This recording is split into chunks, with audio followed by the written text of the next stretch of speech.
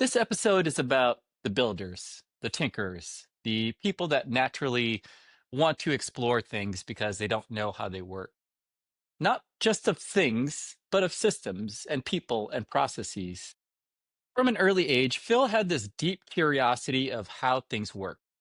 Whether it was taking apart a radio, building a house, or trying to figure out how things just naturally worked, Phil was one of those people. He's always been drawn to creating order from complexity. That instinct eventually led him to someplace unexpected, a law degree. Because at its best, laws are not just rules, but a framework for how people live and eventually thrive. Bill was a lawyer with the Department of Defense and the Army, helping shape policy, but I think more importantly, making sure that innovation stays within the boundaries of what's right and just. Today's episode is not just about building rules, it's about building innovation and legacy. And I'm really excited to share with you Phil's story. Let's get it. And today I've got my good friend, Phil Reiman. Phil, good morning. How are you? Good morning. How are you, Savan?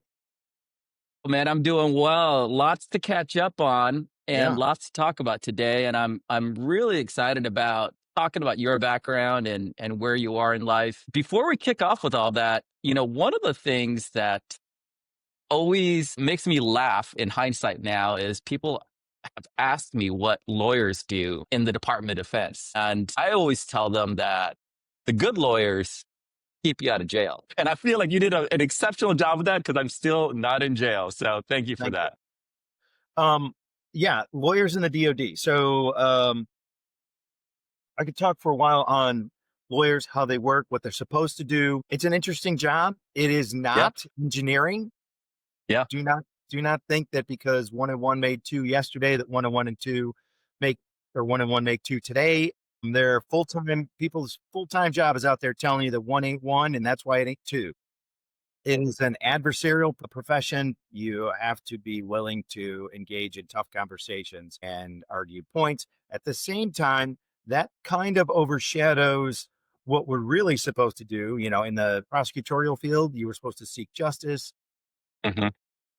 In the generalized representation of clients, your job is to represent your client's interests, but in the context of an ethical context of a profession and a society and as a human being. In the DOD, we deal with the legal issues that come around killing people and breaking things. Hmm. And it turns out a lot of that is fiscal, administrative, HR, ethics. The DOD does do weapons reviews. JAG Corps, Judge Advocate General Corps, is the military branch in each one of the services that basically provides lawyers. Each one of the services has their own culture for JAGs and how they do things. And excuse me. Hey, stop that. We could talk for a long time on that. I can tell you, though, right now is a very tough time for JAGs. The entire way that the legal in the DOD, legal services is being provided, and how that works in the system is changing. I'm Yeah, gonna that's incredible. That's we don't. incredible. I would love to dive into that for sure. It's easy to run down the rabbit hole on politics and what is right, because what is right is a legal issue. You know, People will talk about it in terms of ethics, and then they talk legal ethics. And legal ethics are written down into a code, which means that it can be assessed on a technical level. But again, it comes down to what is right in your heart, what lets you sleep at night, what did you do the right thing? And those are very hard decisions when you're a military lawyer, when you're making decisions about life and death or what's to target. I'm one of the few lawyers that went through the joint targeting class. And the big thing is, so I left government, right? Kind of with everybody else, but I took the fork in the road and I got out on the 1st of May in 2025. But at the same time, miraculously, that's also the time I left the Army. After 25 years, I left the Army. So I lost not just one personality, but two personalities that same day. And interesting bit, we were going to get passports because we have friends in Canada. We're like, oh, let's go to Canada. We got time now. And so at the post office, getting that. And my they asked for my ID, show them my ID. My son says, what's that? I said, well, it's my ARDC card, my Attorney Registration and Disciplinary Commission card from Illinois. It makes me a lawyer. And he's like, you're a lawyer? He's 9 years old. You're a lawyer? Yeah. I thought you were a surgeon. I'm like, all right. Man, that's hilarious. It is funny how kids especially associate who you are as an adult. Like I actually don't even know if my daughter knows what I do. Frankly, I don't know what I do for a living half the time because it's constantly evolving, you know?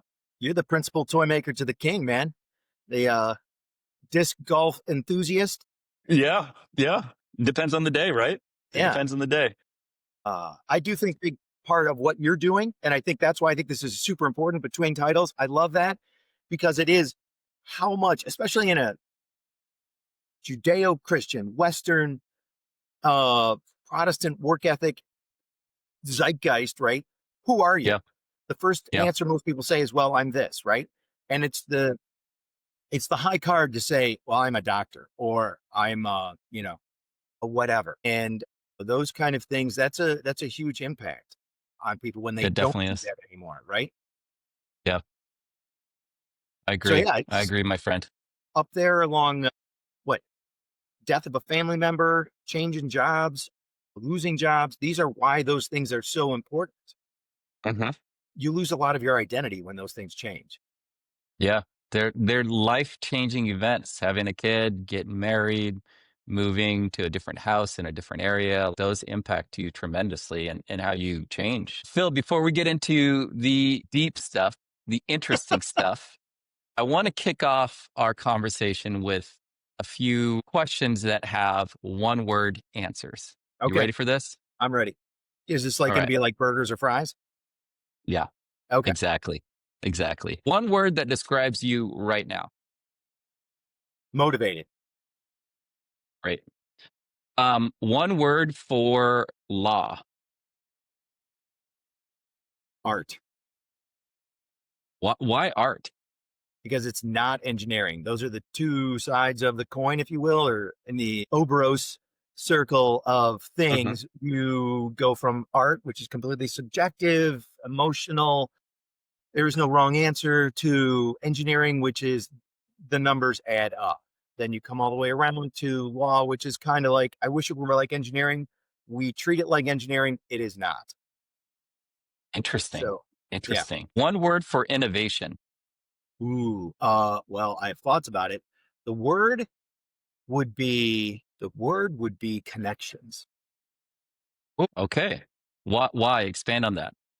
So you can't mandate, you can't, that's my bigger thought is you can't mandate innovation. Hurry up and innovate. Doesn't happen. Right. But I've seen it, especially in the DOD, and I see it in business too. You're like, hurry up and innovate. We have to be innovative. We're going to be innovative. You can't guarantee that. That is impossible.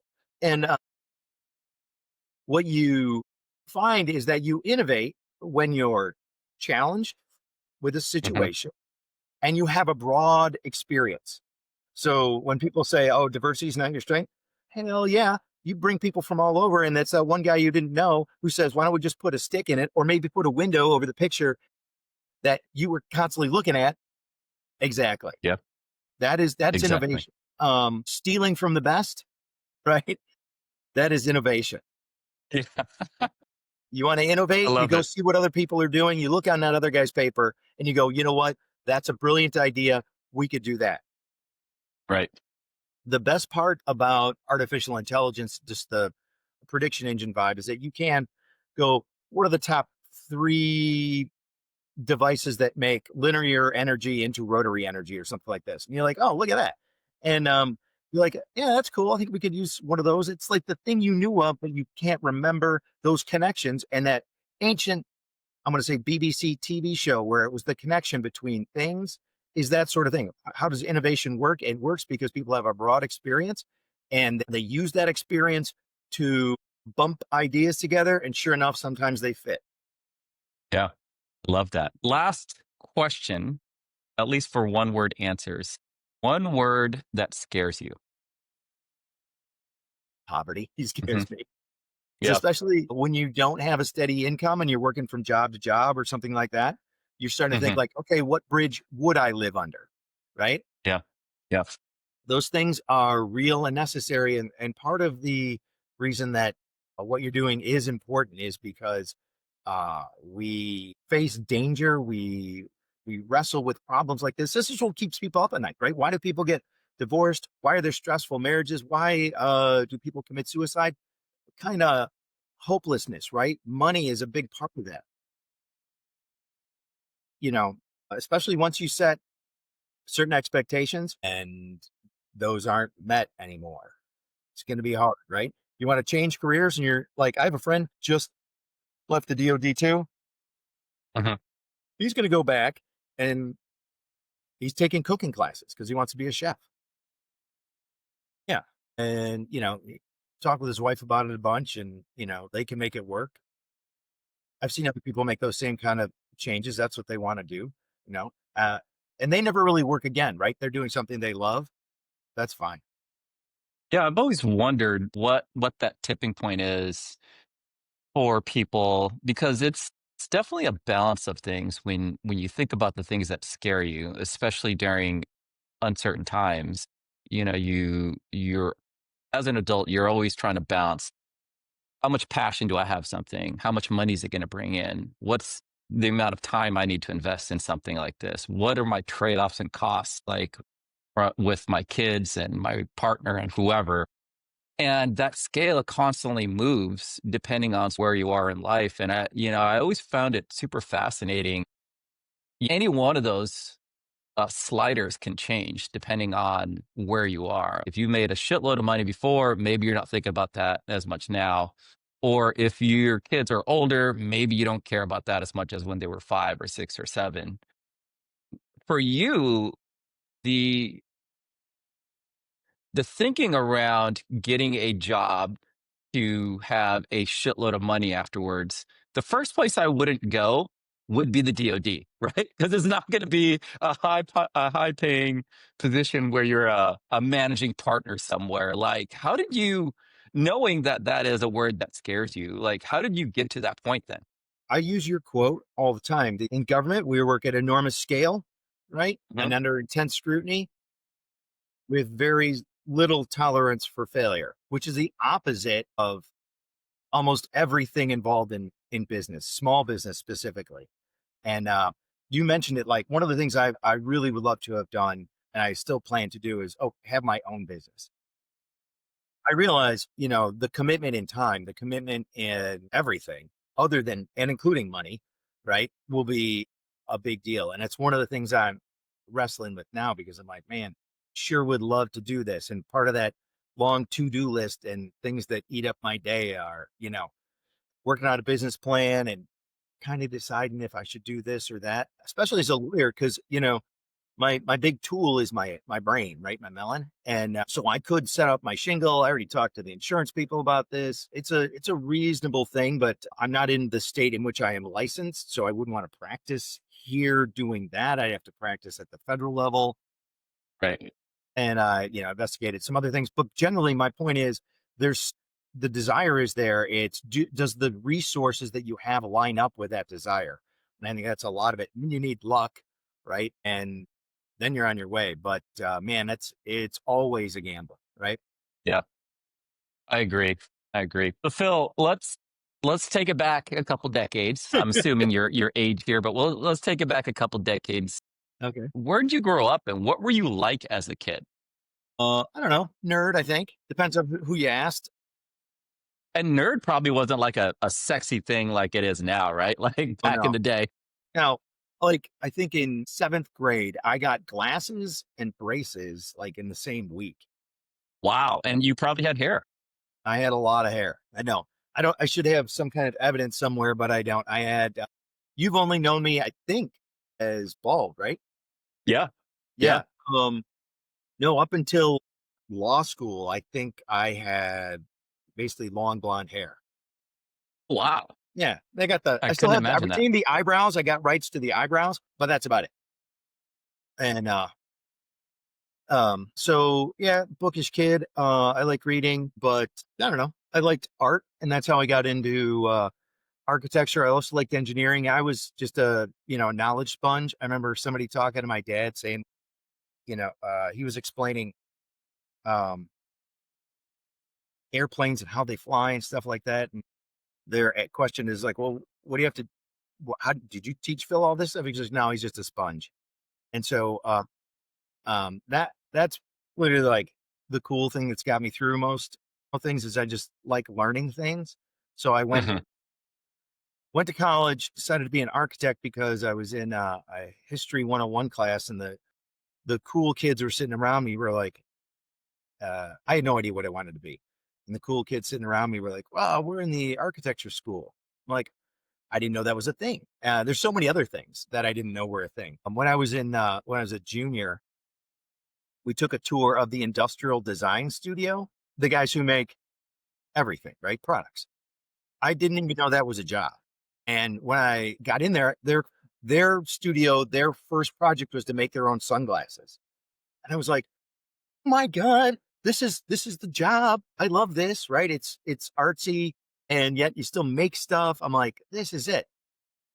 And as a kid, that was one of the things we did do. Me and my sister, we crafted things. We're always crafting things. We had access to power tools that other kids didn't have, like a lathe and scroll saw, drill press.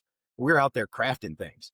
And I love the idea of making stuff. Built models as a kid, right? So I saw that and I was like, oh man, I really can't tell my parents I'm going to do another 3 years of college because I fell in love with this particular profession that I had no idea was out here.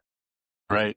So I got my degree in architecture, went to work, found out that even though I had a job right out of college, I found out the draftsman basically had made no money. And we were competing right then and there against CAD 9, CAD 8, 10. And that was the big deal back then. Remember DOS CAD with all in the prehistory. That's what we had. A friend of mine, I had already taken the LSAT once because I was looking for some other thing. And a friend of mine said, hey, come down, visit. I went down to the law school and I was like, this is the kind of thing I could sponge up. I really enjoy this. And applied and got into law school, did it. And in law school, I loved it. It was the college I kind of wanted. It was just books, reading, talking, big ideas. It involved, yeah, I got to do a lot of interesting things in law school, including I went to work at the criminal courts building in Cook County, Hmm. 26 in California, Hmm. worked there. And that was free. I was volunteer. And then I found that the city of Chicago would pay you $9 an hour if you were willing to come do their traffic court for them. So I went and did traffic court until I graduated and then got a job in the great city of Peoria, Illinois, and worked there for a couple of years. And then I got a job at the McHenry County State's Attorney's Office, worked up in Woodstock, worked there up until about 2007 when, you know, my fate was tied to a political official and my guy lost. So I had to get another job. And the Army was hiring civilians. So I took a job as a civilian before that. Um, so I joined the Army uh, on September 10th, 2001. Wow. Wow. Right. And the very next day, my roommate, a West Point grad's like, you need to get in here. We're at war. I'm like, with who? And he's like, I don't know, but somebody.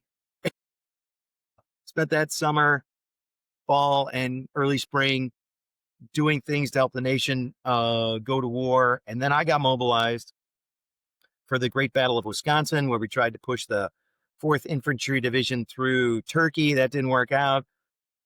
I did military justice up there. Then I said, I'm going home. And about 10 months later, I got another job with the 451st Military Police Brigade, 451st Military Police Liaison Brigade Battalion. We were an 11-man unit that went and ran the theater internment facility at Camp Cropper. I don't know if you remember the House of Cards, the wanted. Yeah, so Hmm. those prisoners are who we held. Uh, Oh, that's incredible. yeah, we had enormous national visibility. At McChrystal, Rumsfeld came to visit. Condoleezza Rice came to visit. A lot of stuff like that. Right. Very high profile, very insane.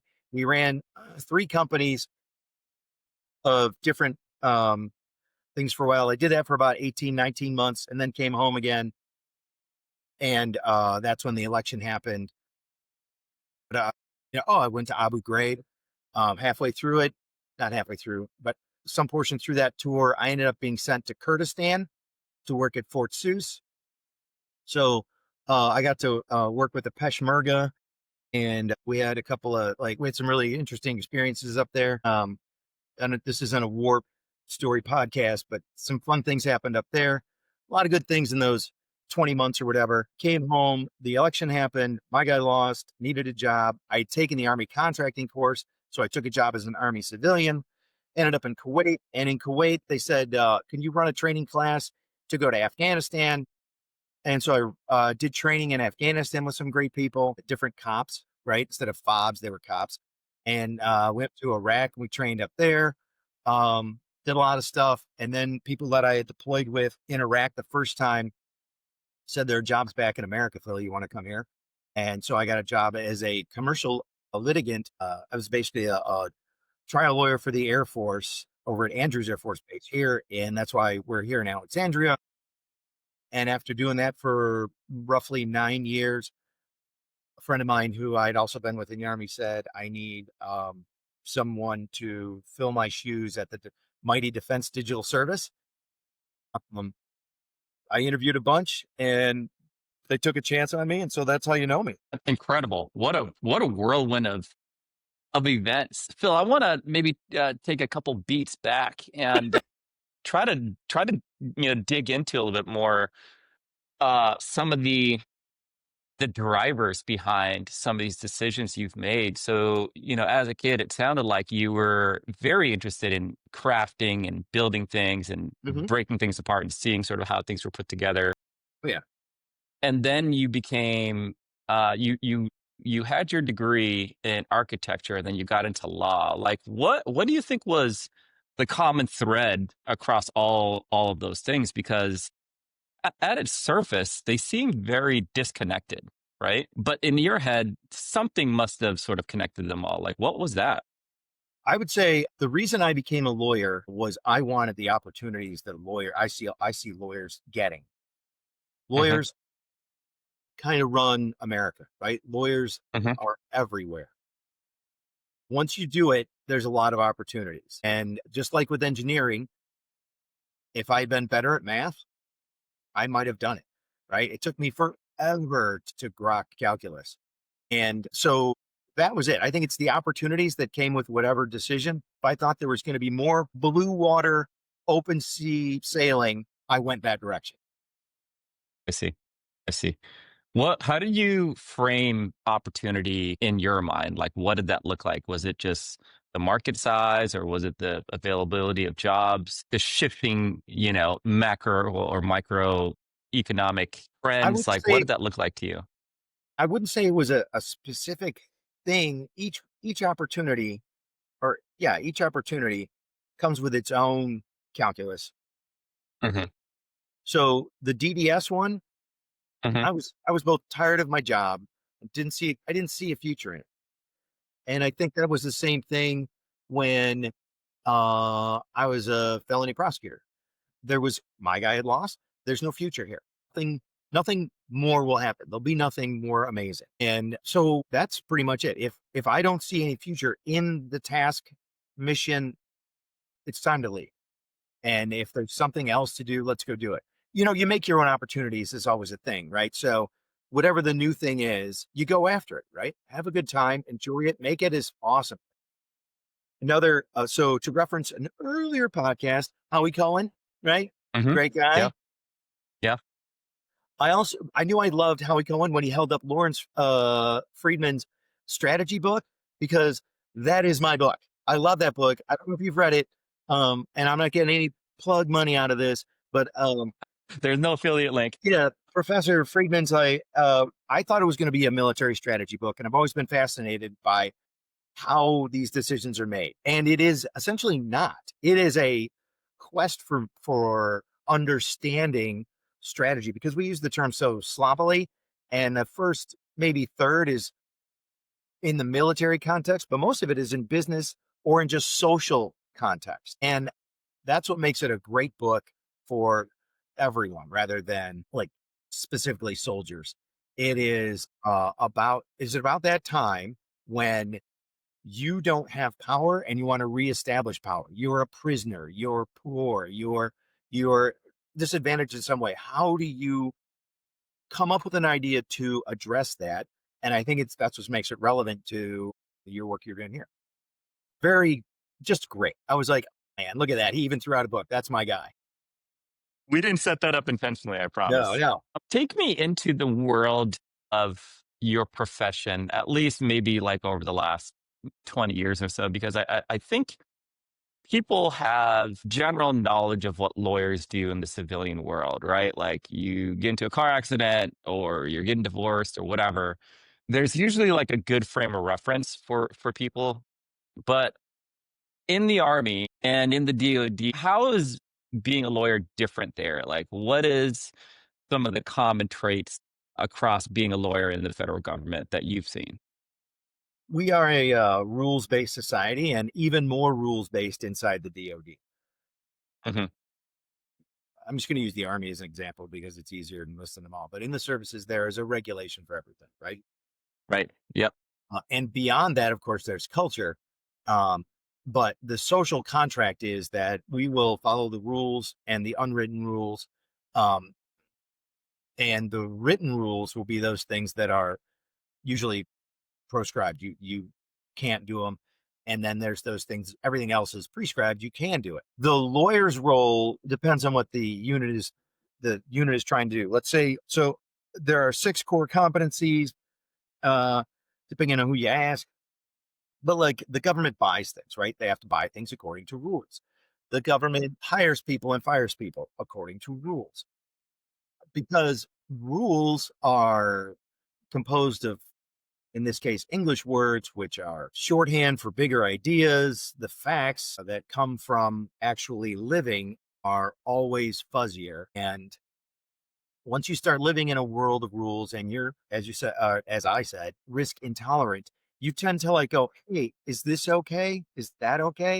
And so you get a lot of that sort of question. We want to fire this guy. We want to buy this using this money. We want to court martial this person. Is it okay if we use this weapon in this fashion? Can we promote these people for doing this? Can we give this award? What are the other things we typically sort of do? You name it. Can we gather this information from these people? Right. Right. So all of those things generally require um, a umpire, a guide to help people get through the rules. And then they'll go on and employ them as they see fit. In the DoD context, that's a lot of what you're asked to do. A lot of what you can do Yeah. in your Yeah. job is you can do most of it via email, right? Somebody Yeah. writes in, Yep. can I uh you know seize the following islands using the following rules and these forces? And you say, well, I understand you're asking whether you can. It's very much like asking a chatbot. I understand you're asking. That's an excellent idea. Here's the rules that apply. Here's what you need to think Right. about, and here's what people might say. And it's the same sort of thing that you encounter as a litigator, a trial lawyer. Bad thing happens. I say someone's at fault. I put a case together and sue them because I think it's someone else's fault and I should be made whole. They respond and say, that's not exactly the facts. That's the discovery period. And then we argue, oh, after we've got agreed facts, then or get close to it, then we have a discussion in front of a judge about what we think we should do. That's why most cases settle. Mhm. Can't figure out the facts. We'll go to the judge or the jury for facts and then ask them for resolution. That's what it makes it more of an art. There's so much to it. It is Lawyers are almost self-propagating. Lawyers tend to generate needs for more lawyers. Yeah. Yeah. There's a ton in the DoD, believe me. And if it weren't like that, there's a lot of like lawyer free movements out there, right?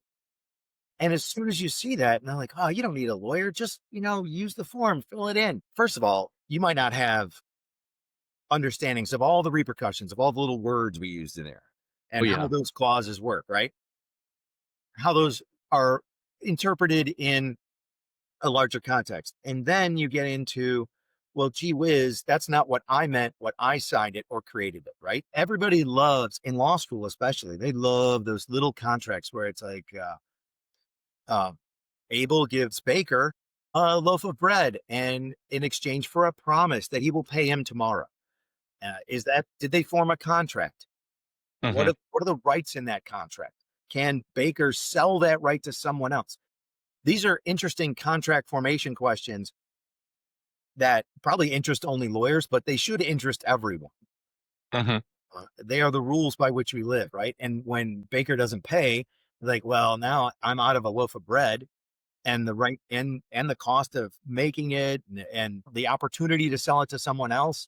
There's all kinds of crazy arguments there, but it is fun to think about and make those arguments and talk about what is right and wrong, what is justice. These things all are tied together. Yeah. Yeah, it is pretty incredible to think about the impact of a good lawyer in an organization, and how much more efficient the organization could be. Bill, in your opinion, what do you think makes for a good lawyer? Like, what are some characteristics that you look for? Honestly, I call it client empathy because Mm, okay. well, you need to understand what that person who came to you is worried about. In the DOD, honestly, when you're the level of a commander that has access to a lawyer, and it's usually higher than you'd think, you're worried about your career. Um, Hmm. it's going to get me in trouble if I do the following thing, right? They're not looking for giant strategic advice, but sometimes it happens because you've had experience or have research, and you can say, you know what? I know you want to skin the cat this way, but here's a couple other cool ways you could skin it, and Yeah. offers less risk to you. They love that as a lawyer, but it's also the way it is in real life. When someone comes to you, lawyers and doctors share the fact that people come to them when they're in trouble, right? Right. Yep. And unlike doctors, rarely do people come away going, "Yay, I went to the lawyer. I feel better." Right. Um, Yep. Now they just come away with a different set of worries, right? Yep. Yeah. Uh, And a bill usually. and a bill, and it is a tough thing. I understand that, but I have had a lot of friends in my career come to me and say, "This is the problem," right? Or you're a lawyer. You can. What do you think about this? Uh, One of the things I would do all the time in the army was people would come to me and go, "Hey, I need a lawyer for this or that," and I would get them one. And I have a whole, basically, kind of personal SOP on getting people lawyers. But they'll come in and it's that client interview, talking to them. What are they really worried about? What's the bigger problem? Where does this fit in the spectrum of things that we can do? And I have everything from, people that come to me about wrongful death and malpractice to federal grand juries to DUIs. Those are very serious things that they come to you for. And, you know, you have to understand that they're stressed and you need to remain calm. Right. Yeah. The minute you start freaking out, that just sets off Yeah. a slew of dominoes. Yeah. Like, if the lawyer's scared, I'm definitely going to be scared. And I don't know why I'm scared, but he looks scared. Yeah. Uh, I tell people all the time when I'm recommending lawyers, like, talk to a couple of them. Even though you like the first one, talk to a couple of them because you have to be comfortable, especially uh it's people that come to me for like divorce, right? I help them get a lawyer, but I'm like, talk to more than one because that is generally painful if it doesn't go great. Yeah. I agree. I would say, gee whiz, you gotta be comfortable with that person and knowing being very clear about what you think is important in that just Growing up, did you take away any skill sets or build any character traits from your time learning to be an architect to your time being a lawyer? Are there any transferable skills there? from an architect, handwriting. We spent time lettering, and Wow. uh, and so I still kind of write in all caps. I think about fonts more than a lawyer should, Right. but it makes a difference to me. Hmm. Uh, Yeah, I have friends. I will have long discussions over, uh, Ariel versus Helvetica, and but actually, I got like the key skills. I would say from my mother, I got make a list, do it, stick to it. Agendas, get a list, do it. It's literally made a huge difference. It forces you through those things you don't want to do that you will put off. And from my father, I got the let's try it, right? Have a good attitude. Let's try it. Yeah, Yeah, you never know. You never you know never what you're know. going to get. Phil, you spent time overseas in different countries, different states. What did you take away from that? And how do you think that has helped you or hurt you with where you are right now in life? It's definitely helped. Exposure to other cultures is essential. Um, I've been to Germany, been to France, Kuwait, Egypt, Iraq, Afghanistan. All of those things have enriched my understanding of what other people are about. Not a huge fan of traveling, but being there is amazing. Right. Yeah, you're just waiting for the teleport machine Right. to be invented. Exactly. I think I built that sort of hunger to see other things and other people. It gives you perspective. Um, that it's I cannot recommend it enough anywhere. Even just the old saw goes, and I don't know if this is 100% true, but that for most of human history, people grew up and lived within like a mile of where they were born, right? Right. Right. I don't know if that's true. We were hunter gatherers for a long time. People walked all the hell across Asia, but uh I you got to get out and meet other people, you know. It helps you build empathy, it helps you build trust, it helps you understand some of the universal things that we share. And the more experience you have with people is that thing that gives you an ability to connect with other people. I think it's important that, the kids get outside and Hmm. mess with the Yeah. kids in the neighborhood, right? It happens. There's kids who don't do that. But I also love that they learn differently, have different speech patterns because they're exposed to YouTube, other social media, different. If you don't want to go down a rabbit hole for like the rest of the afternoon, there's a guy, Language Jones, Dr. Taylor Jones, or yeah, Taylor Jones. Amazing work. But he did a deep dive on Skibbity. He did one on 6-7. And but he is hilarious in the best way an academic can be. Yeah. I really enjoy his work. There's a lot of people I watch on YouTube. I hardly ever watch TV anymore. Right. Yeah, And the I don't either. I don't either. And it's funny. I was listening to a podcast. I think it was with Barack, and they were talking about the idea of social media. Well, first, they were talking about the importance of being sort of more worldly, right? Like going out, seeing things, hearing people with differences of opinions. That way, you can really sort of like understand your own convictions, your position on things, and it keeps the conversation going. But with social media now, it you can get down this rabbit hole of reinforcing these ideas to a point where you become very narrow-minded. And one of the things I absolutely love about traveling is it forces you to naturally be in these environments where you may or may not completely agree with everything. Let's just say I go and live in Alabama for a while, right? Like very different than Seattle, Washington, very different than DC, or I move to Mexico City. It just sort of forces you to do that and have those types of conversations. For you, when you were overseas, how did you put yourself in a position where you could be successful in your roles over there? Were there things that you just said, "Hey, Phil, I'm going to want to try to do these things like eat different types of foods, maybe learn the language a little bit better, go out to a nightclub." What did that look like? all those things. I was in the Jim Carrey sense, the guy who says yes. I'm I'm a joiner. I joined the army for God's sakes.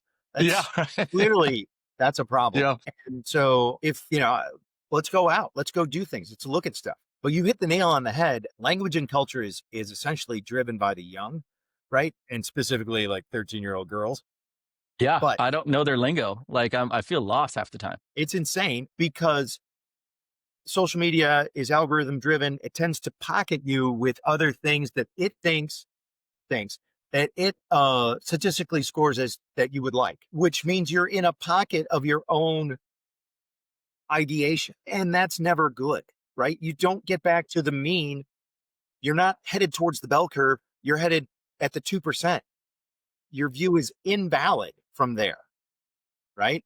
Those are most of those views are not valid. You have to bring them back into the again context of everyone. And so putting your phone down and going out and talking to people is crucial skill. Yeah. I just think that even sort of the long form of conversation in the real world is something that we don't do enough of without the interruption of looking at your phone every 10 minutes, 5 minutes, whatever. Like sit down, isolated conversations where you're going deep into, maybe a handful of different topics. And I think that skill is becoming this lost art that we just don't know how to do anymore. Rational conversation is what you're doing, right? I'm not going to call it mediating, but directing a conversation to have a discourse is hard and it is a learned art and it's not always successful. Simon Sinek, you know him, motivational speaker, Yeah. right? Yeah. So he did it just did a small thing. It was like, hey, how do you feel about me when I have my phone in my hand? And then he put it down, right? And out of respect to you, my phone is off, right? Because I think it's important, especially when you're going to be you know, talking to someone, you need to turn your phone off. And I think that's a big skill. How many skills have I mentioned so far? Talking to people, So that's a mediating lot. conversations. This is another one. These are But just basic skills, though, when we were growing up, that you had to have. But I think nowadays there's all these other skills, and this will sort of be a good segue into my next series of questions. But there's these other skills that employers are looking for now that may not have been there 5 years ago, 10 years ago, and I'm wondering sort of like how that impacts, your view of the types of jobs or the types of opportunities that you're looking for. And how does that sort of impact how you're approaching some of these opportunities and conversations? I would say that I want to work with a good team. Hmm. I think everybody does. But we'll take in a good team, right? You'll take on any task. What do you want us to do? Build a canal? We can do it with a Yeah. good team, right? Do you want Right. us to make an app? We can do that with a good team. It's you have to like the people you work with rather than get in there and grind. And so that comes through in the both the job search and the way I present myself to prospective employers in that I want to be liked and I want to like you and I want to know that you like me and we like the mission. So we are a team. We're doing something we think is important.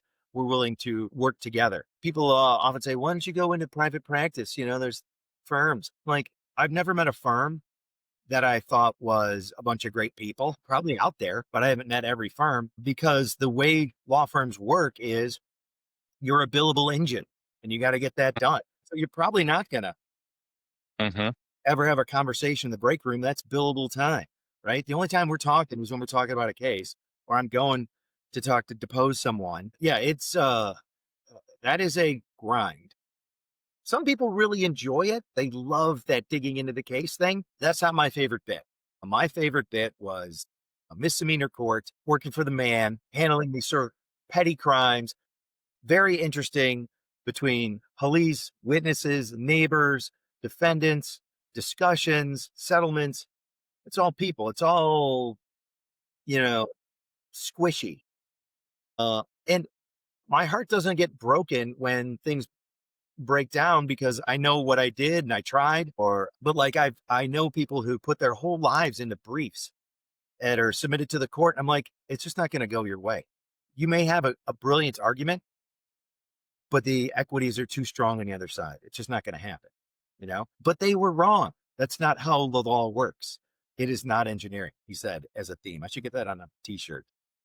Man, I mean, there's just so much to dig into there, but I think the thing that really excites me about what you just talked about is this idea of people and teams and culture that has I don't know, I don't want to say dictated, but enticed you to go to these different organizations.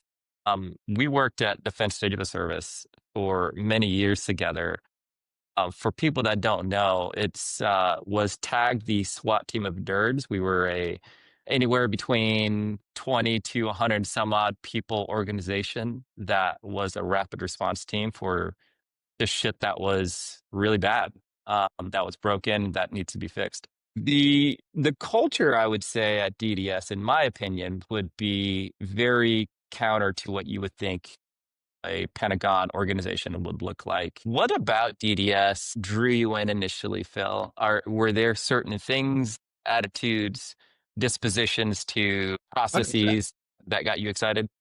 One of the stories I like to tell is when my very first day, I showed up in a suit, right? Knocked on the door, and it was the larger room. We call it Endor. Yep. Yep. And there's couches and stuff. And there's Owen. He's got a DJI drone cracked open and he's soldering. And I'm like, I want to work here. What's it gonna Right. I think that enthusiasm for doing something, I learned all the other stuff, right? I didn't know about software development, DevSecOps. I didn't know all this other stuff. I just knew I wanted to help these people because they were Yeah. my people. Yeah. And yeah, it was life changing. It was amazing. It was contrary to everything I'd known about the DOD, and I think it was intended to be that way. Yeah. Yeah. It But definitely was. And it's really a testament. People talk about how the DOD, I guess DOW now, the DOD is this organization that is unable to make changes or do things differently or work faster or whatever, negative connotation it has. But I think if you've got the right people with the right propensity to push and have and understand the leverages that you need to pull, you can make it happen. There are things that can happen within an organization as big as a D. I really like so I've always been a fan of organizational psychology, and one of it takes very little to squish innovation, especially in DoD where we're trying to regulate and regularize everything, right? Leaders in a chaotic situation do not want part of that chaos to be the way this guy looks or the way this Yeah, guy acts. Those things are regular. They would much rather push stiff toy soldiers around and on things to help make their decisions a little easier, right? Especially at the huge scale. I want to be able to move a division, a meth view to a particular spot. I don't want it to be some kind of a regular thing and I have to sell it, right? I just want them to go and do what I'm hmm, asking them to do and have certain expectations about what they can and can't do. That has always been a military mindset. You have to go fairly far back to get into leadership when it was just kind of the cult of personality. One guy and his group of retainers kind of hang out together, and that's his group. He knows his group. His group is probably not more than 120 people. Uh, so when you have teams and effective teams, they don't have top level support. All that innovation is going to get sanded down. yeah, All for that sure. unique capability, that ability to personally stretch and make things happen gets sanded down. The best missions I've ever had were those where it's Phil, you're in charge, go do it, tell me when it's over with. Because if nobody's managing you, you can take chances and do great things and come back and go, wow, you did amazing. The risk, that's another thing. We talk a lot about leadership. Short story here. Another thing I should get on a t-shirt is just leadership. I've taken a lot of leadership classes. I can sum them all up. It's influence. That we live in the age of influencer. Right. Is Yeah. yeah, Yeah. are the For Paul sure. brothers leaders? Well, yeah, they influence people. That's how leadership works. There is no substitute for it. We don't always quantify it. It's not always, the elements of defense, industrial, dime elements. It's not all the things we classically think of as leadership. Like when we talk about leadership, especially at the larger scale in national instruments of power, I'm like, you're not counting Hollywood. You never count Hollywood. You know how much leadership influence that gives you? It's enormous. But we should be subsidizing films. Yeah. I talk when I was CXO, I talked a lot about the power of controlling your narrative and being able to communicate clearly and the amount of influence that you can have, especially with initiatives that could be contentious or that are ambiguous or that have been failing for a long time. One, if not the most important thing, is that ability to communicate and control the narrative. So that brings us all the way back to what do lawyers do in the Army, in Hmm. the DOD. Hmm. One of the most important things in the American military and the way that the West fights wars is to maintain the moral high ground. We have catastrophic weapons that do horrible things between gas and lasers and atom bombs, right? We can do horrible things to people. So we need to maintain that moral high ground. And when you see the lawyer's role pushed aside, that's worrisome because one of the key things we do is remind people about the law of war and why it works, why we don't torture prisoners, why we use our weapons the way we're supposed to. And when you see things like, yeah, I don't know, we're not going to talk about things we see. Right, right, right. Clearly, some people were not getting the message because that leadership, that influence in that area allows the American army to go do things that other armies can't. Exactly. And if you go out and do things that are contrary to that narrative, right, and you don't support that narrative, you then lose that high ground. And then you're just looked at like any other guy with guns. Phil, I want to wrap up our conversation here the same way that we started it, Okay. and maybe just to take the summation of our entire conversation, and try to distill it into one word. As you look forward, if you were to describe your approach to life looking forward in one word, what would that be? Oh, looking forward. Lumber.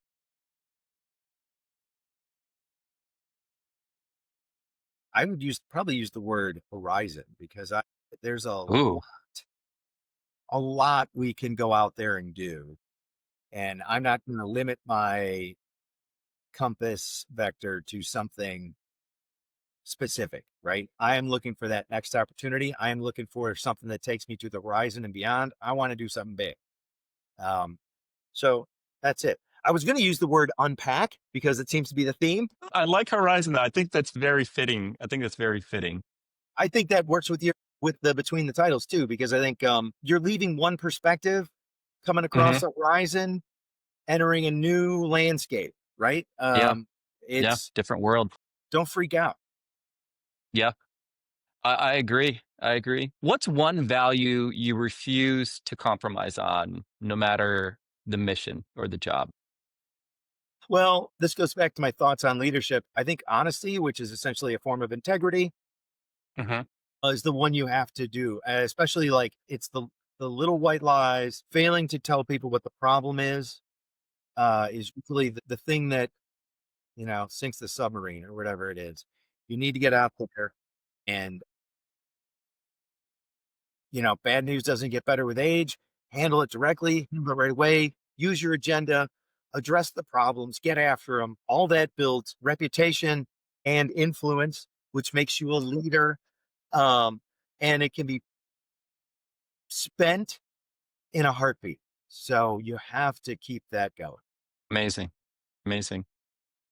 All right, Phil, I think that is about it for the show today. You know, your career shows that progress and principles don't have to be at odds, right? Like, there's No, just a lot that you've done over your career. I wish you the best in the future, and I appreciate you coming on. you bet. Thank you. I can't wait to see who's next. Me neither. All All right, I'll right. talk to you later. Bye, bud. All right, see ya.